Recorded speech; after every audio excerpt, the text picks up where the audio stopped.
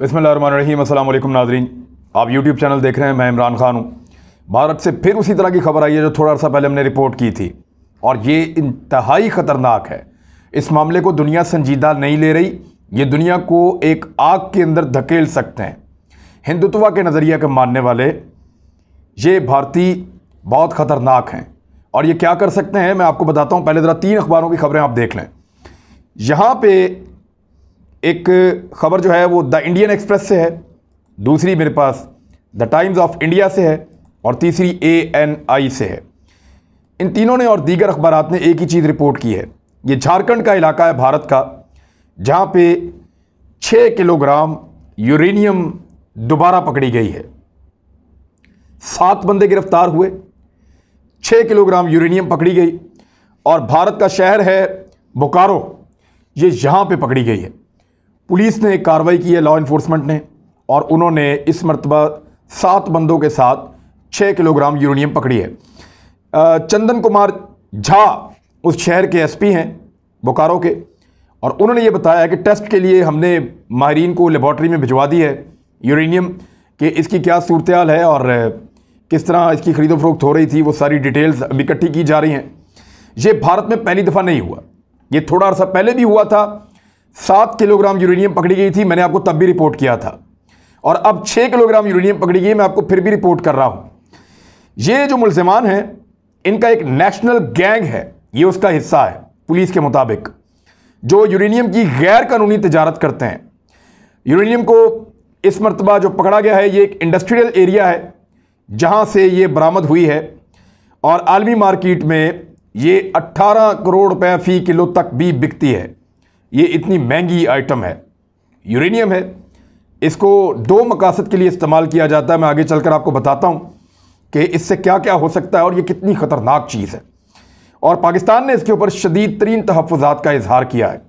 पाकिस्तान ने पहले भी कहा था, और पाकिस्तान अब भी कह रहा है कि भारत आग से खेल रहा है, और इंतहाई गैर जिम्मेदारी का सबूत भारत के अंदर लॉ इन्फोर्समेंट, उनकी इस्टेब्लिशमेंट और उनकी रियासत दे रही है। तो इसकी वैल्यू मैंने आपको बताई कि ये 18 करोड़ रुपया आलमी मार्केट में 1 किलो यूरेनियम तक की कीमत है, और ये भारतीय पैसों में बनता है।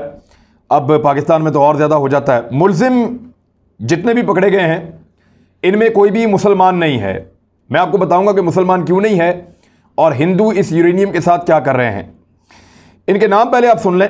ये पप्पी चांद्रा, अनिल सिंह, दीपक कुमार, कृष्णा कांत, हरे राम शर्मा, महावीर महतू और पंकज महतू, ये 7 बंदे पकड़े गए हैं, और इनसे 6 किलो यूरेनियम इस मरतबा बरामद हुई है।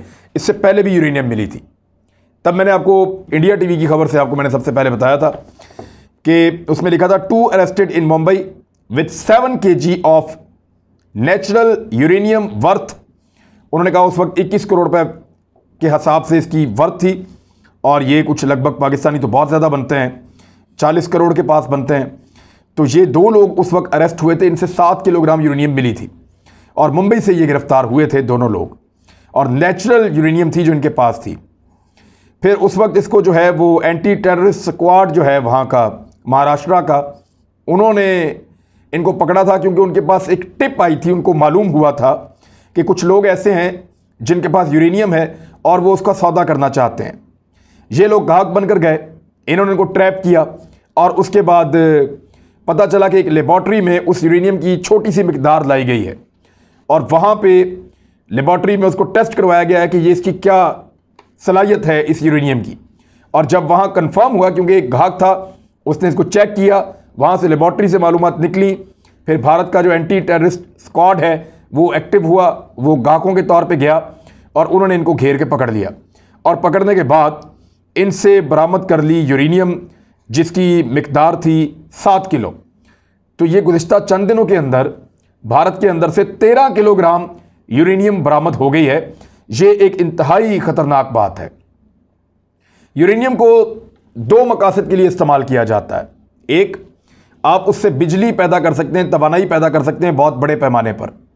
ये एटॉमिक बिजली घर जो होते हैं, या एटॉमिक एनर्जी जो प्लांट लगते हैं, उनके अंदर यूरेनियम इस्तेमाल की जाती है, और साइंसी तरीके से उसमें बिजली बनाई जाती है। दूसरा, इसको एटमी धमाके के लिए इस्तेमाल किया जाता है। अमेरिका ने 2 एटमी धमाके इंसानों के ऊपर किए थे, नागासाकी और हिरोशिमा में। मैंने आपको पहले भी बताया था, एक था बिग, एक था फैट मैन और दूसरा था लिटिल बॉय। एक 6 अगस्त को मारा था 1945 में यूरेनियम से, और दूसरा 9 अगस्त को मारा था 1945 में ही 3 दिन के बाद, और वो प्लूटोनियम से मारा था। तो ये बहुत ख़तरनाक धात है, इसने बहुत तबाही फेरी है, लाखों लोगों को मारा है। तो दुनिया में जो एटॉमिक पावर्स हैं उनमें एक भारत भी है और उनमें एक पाकिस्तान भी है, लेकिन पाकिस्तान में कभी ऐसा वाक़या रिपोर्ट नहीं हुआ, अमेरिका में भी नहीं हुआ। बाकी जो रियासतें हैं जहाँ पे जो एटॉमिक पावर हैं वहाँ पे भी ऐसी चीज़ें रिपोर्ट नहीं हुई, चाइना में नहीं हुई। भारत में लगातार रिपोर्ट हो रही हैं, और ये अब से नहीं हो रही। भारत में ये सिलसिला पिछले 10 साल से चल रहा है। मैं आपको एक और ख़बर भी देता हूँ भारत के हवाले से, लेकिन पहले आप इसकी ताकत का अंदाज़ा करें कि ये जो ज़मीन पर जितने मादे मौजूद हैं ना, उनमें से पुराने 3 मादों में से एक ये यूरेनियम है, और इसकी जो उम्र है वो 4.5 अरब साल तक इसके आइसोटोप्स जो हैं वो सलामत रहते हैं। 4.5 अरब सालों तक इसके आइसोटोप्स सलामत रहते हैं, इतनी पुरानी होती है ये। और इसकी ताकत पता कितनी है? 1 किलो यूरेनियम इतनी ज़्यादा एनर्जी पैदा करती है, इतनी ज़्यादा उसके अंदर से एनर्जी निकलती है 1 किलो यूरेनियम के अंदर से, जितनी 15 लाख किलोग्राम कोयले के अंदर से निकलती है। कहाँ 1 किलोग्राम और कहाँ 15 लाख किलोग्राम, यानी कोयले से 15 लाख गुना ज़्यादा एनर्जी पैदा करती है यूरेनियम। अब आप अंदाज़ा करें कि 15 लाख किलोग्राम कोयला अगर जला दिया जाए तो कितनी तबाही फेरेगा, पूरा का पूरा शहर उड़ा देगा। तो इसी तरह 1 किलोग्राम यूरेनियम जो है वो उतनी ताकत रखती है। अब भारत में जराइम पेशा अफराद के पास ये धात क्या कर रही है? उस वक्त ये धात पकड़ी गई आज से चंद दिन पहले, तो एटॉमिक एनर्जी एक्ट 1962 के तहत एक मुकदमा दर्ज किया गया, बंदों को जो है वो रिमांड पे ले लिया गया। लेकिन भारत जो है वो बहुत ख़तरनाक मुल्क इस हवाले से बनता चला जा रहा है।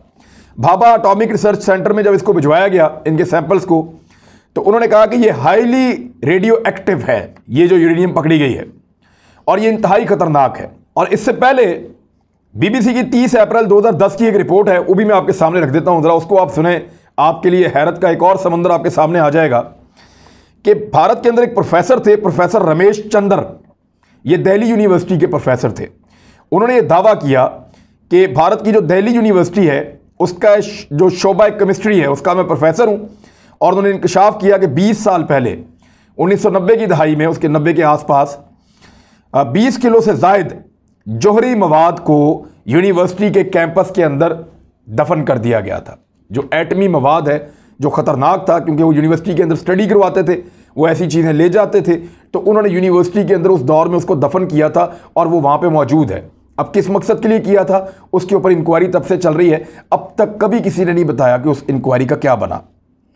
प्रोफेसर रमेश चंद्र के इस दावे की तहकीकात का हुक्म दिया गया था, लेकिन कोई तहकीकात सामने नहीं आई। जौहरी तजर्बात के दौरान इस्तेमाल होने वाले मुख्तलिफ स्क्रैप जो हैं या मुख्तलिफ आलात जो हैं, उनको इस यूनिवर्सिटी ने तलफ करने के बजाय या उनको ज़ाया करने के बजाय, जो सही साइंसी तरीका है उसके मुताबिक, उन्होंने बेच दिया 1990 के आसपास कबाड़िया की मार्केट में। और उस वक्त जो मायापुर का कबाड़ खाना था या कबाड़ बाज़ार था, वहाँ पे पुराने आलात खोले जा रहे थे। उसके अंदर ये एक मशीन थी जिसको कहते हैं गैमा रेडिएशन मशीन। ये मशीन दिल्ली यूनिवर्सिटी में 1969 में लगाई गई थी और 1980 तक वहाँ पे इस्तेमाल हुई थी, और ये बीबीसी की रिपोर्ट के अंदर लिखा हुआ है। बाद में इसको कबाड़ियों को बेच दिया, जिस पे यूनिवर्सिटी को एक शोकाज नोटिस भारत के एटॉमिक एनर्जी रेगुलेटरी बॉडी ने एक भेजा था कि आपने जो एटमी तजर्बात के लिए या ताबकारी तजर्बात के लिए आपके पास जो मशीनें मौजूद थीं, उन मशीनों को तो ज़ाया किया जाता है साइंसी तरीके से। आप अच्छी साइंस पढ़ाते हैं कि आपने कबाड़ियों को बेच दिया, और कबाड़िया जब उन आलात को खोल रहे थे तो वहाँ कुछ लोग हलाक हो गए ताबकारी फैलने की वजह से। ना सिर्फ कुछ लोग हलाक हो गए बल्कि बहुत सारे लोग अस्पतालों में पहुँच गए और उनकी हालत बहुत नाजुक थी। ये बीबीसी में रिपोर्ट हो रहा है और 30 अप्रैल 2010 की खबर है। इसका अक्स आप मेरे पीछे देख सकते हैं। तो यहाँ पे 20 किलो से ज़्यादा, दो दावे किए गए कि 20 किलो से ज़्यादा जौहरी मवाद यूनिवर्सिटी के अंदर दफन है, और दूसरा साथ ये बताया गया कि मायापुर की जो कबाड़ खाना है उसमें पुर्जे और आलात खोले जा रहे थे और उनमें रेडिएशन फैली जिससे लोग मरे भी और बहुत सारे लोग नाजुक हालत के अंदर अस्पतालों के अंदर दाखिल भी हुए। तो ये इतना गैर जिम्मेदार मुल्क है भारत। तो अब भारत जो है वहां पे यूरेनियम की सरेआम खरीदो फरोख्त हो रही है। तो क्या ये पैसा बनाने के लिए कर रहे हैं? ऐसा लगता नहीं है। यूरेनियम कौन खरीदेगा? कोई प्राइवेट आदमी बिजली बनाना चाहता है? नहीं, वो तो सरकार से मिलती है। कोई भी प्राइवेट आदमी जनरेटर खरीद सकता है, सोलर लगा सकता है। कोई बहुत बड़ी प्राइवेट कंपनी भी है तो वो भी जनरेटर खरीदेगी, सोलर लगाएगी, तेल से बिजली बनाएगी, वो कुछ भी करेगी। लेकिन कोई भी प्राइवेट आदमी यूरेनियम से बिजली नहीं बनाएगा। यूरेनियम से जब भी कोई प्राइवेट आदमी या कोई प्राइवेट तंजीम या कोई प्राइवेट ग्रोह या कोई दहशतगर्द तंजीम यूरेनियम जब भी हासिल करेगी, तबाही के मकसद के तहत हासिल करेगी। दुनिया को हम वार्न कर रहे हैं। दुनिया को इस बात को समझना चाहिए कि भारत पूरे खित्ते के लिए नहीं, पूरी दुनिया के लिए एक खतरा हो सकता है। इसकी तरफ साइंटिस्ट तवज्जो दें, भारत को वार्न किया जाए, अक़वाम मुत्तहिदा को इसके ऊपर एक्शन लेना चाहिए कि भारत में बार बार ऐसे वाक़यात क्यों हो रहे हैं जिनमें यूरेनियम जराइम पेशा अफराद के हाथों में लगी है और वो उसकी खरीदो फरोख्त कर रहे हैं। भारत में इस वक्त हिंदुत्व का एक नज़रिया है जिसके तहत भारत को ऐसे मुल्कों की सफ़ों में लाया जा रहा है जहां अक़लियतें ख़तरे में हैं। भारत को ऐसे मुल्कों की सफ़ों में लाया जा रहा है और ऐसी रिपोर्ट्स मौजूद हैं कि वहां पे एक इंतहा पसंदी फैली है। भारत में इंतहा पसंद ग्रोह जो हैं वो बड़ी तेज़ी से आगे बढ़े हैं और हिंदुत्व का जो नज़रिया है उसका बहुत प्रचार हुआ है। फिर ये ब्राह्मण लोग हैं, इनके पास पैसा बहुत है। मैंने आपको एक वीडियो में बताया था कि इनके मंदिरों के पुजारियों के पास या ब्राह्मण तबके के पास इतना सोना है कि जितना सोना अमेरिका के पास भी नहीं है। अमेरिका की रियासत से 2.5 गुना ज़्यादा सोना, 25,000 टन था गालिबन, इतना सोना सिर्फ उनके पुजारियों और ब्राह्मणों के पास है। भारतीय रियासत से 10 गुना ज़्यादा सोना उनके पास है। तो वो भारत की रियासत से ज़्यादा अमीर हैं ये ब्राह्मण। और अगर ये ब्राह्मण किसी प्राइवेट सतह के ऊपर यूरेनियम को इकट्ठा कर रहे हैं और यूरेनियम को इस्तेमाल करने के लिए कोई घिनौनी हरकत करते हैं तो ये बहुत ख़तरनाक हाथों में है। ये इंतहाई खौफनाक धात है, ये बहुत तबाहकुन धात है। इसने दुनिया को तबाह किया है माजी में, और जिन मुल्कों के पास ये है एटॉमिक पावर, उसके हवाले से दुनिया भर में बड़ी तशवीश होती है। पाकिस्तान को लेकर बड़े सवालात उठाए जाते रहे हैं। जब पाकिस्तान में दहशतगर्दी के खिलाफ जंग लड़ रहे थे तो कहा जा रहा था कि हमारे एटॉमिक असासे कहीं इन लोगों के हाथों में ना लग जाएं जो दहशतगर्द हैं। लेकिन भारत के अंदर जो इंतहा पसंद तंजीमें हैं वो सरेआम वहाँ पे जराइम पेशा लोग यूरेनियम की खरीदो फरोख्त कर रहे हैं। क्या उनके हाथ में यूरेनियम नहीं लग सकती? तो भारत की रियासत इसके लिए रिस्पॉन्सिबल नहीं है? कम से कम इस खित्ते के ममालिक को, रशिया को, चाइना को, पाकिस्तान को और दीगर मुल्कों को, साउथ एशिया, सेंट्रल एशिया के ममालिक को भारत को खबरदार करना चाहिए कि एक ग्रैंड ऑपरेशन लॉन्च किया जाए और ऐसे तमाम एलिमेंट्स को पकड़ा जाए जो रियासत से ताल्लुक नहीं रखते लेकिन भारत के अंदर रहते हुए वो यूरेनियम को कंट्रोल कर रहे हैं और उसकी खरीदो फरोख्त कर रहे हैं। क्योंकि जो भी उसको खरीदेगा ज़्यादा इम्कानात ये हैं कि वो तबाही फैलाने के लिए खरीदेगा, कोई एनर्जी बनाने के लिए नहीं खरीदेगा। एनर्जी प्रोवाइड करना जो है वो रियासत की जिम्मेदारी होती है और वही ज़्यादातर ऐसे मंसूबे लगाते हैं। तो ये बहुत ख़तरनाक है और बहुत डेंजरस है। पाकिस्तान में अगर आधा किलो यूरेनियम भी निकलती तो पूरी दुनिया को मुसीबत बन जाती। पूरी दुनिया बहुत बड़ा इशू बना देती कि लाहौर में, कराची में, इस्लामाबाद में, पिंडी में, फैसलाबाद में कहीं भी होता कि जनाब थोड़ी सी यूरेनियम एक पाव पकड़ी गई है तो दुनिया कहती कि ये एटम बम महफूज नहीं है, फौरी तौर पे दस्तखत करवाए जाएं, फौरी तौर पे पाबंदियां लगवाई जाएं। भारत में किलों के हिसाब से मिल रही है। अब इस वक्त चंद दिनों के अंदर 13 किलो यूरेनियम पकड़ी गई है। ये कितनी तबाही फैला सकती है साइंसदान जानते हैं, दुनिया जानती है। जिम्मेदारी का सबूत दें और भारत को जिम्मेदार बनवाएं, वरना दुनिया मुश्किल में पड़ जाएगी। इसके खिलाफ आप सब भी आवाज़ उठाएं, सोशल मीडिया पे इस पर बात करें, इस पर ट्वीट करें, इसके ऊपर फेसबुक पे बात करें। ये कोई ऐसी चीज़ नहीं है कि भारत इस पर एतराज़ करे। ये एक ऐसी चीज़ है जिससे भारत को जिम्मेदारी का एहसास दिलाया जाए कि ऐसा नहीं होना चाहिए। उनकी पुलिस ने जो कार्रवाई की वो काबिल सताइश है, उसकी तारीफ करनी चाहिए। उन्होंने लोगों को खतरे से बचाया है। लेकिन ये वाक़यात बार बार होना खुद बहुत ख़तरनाक है और तशवीशनाक है। तो इस पे अपनी तशवीश का इजहार सबको करना चाहिए और भारत को कहना चाहिए कि ग्रैंड ऑपरेशन करके ऐसे सारे गैंग्स को ख़त्म किया जाए। अब तक के लिए इतना ही। अपना ख्याल रखिएगा, अपने इस चैनल का भी। अल्लाह हाफिज़।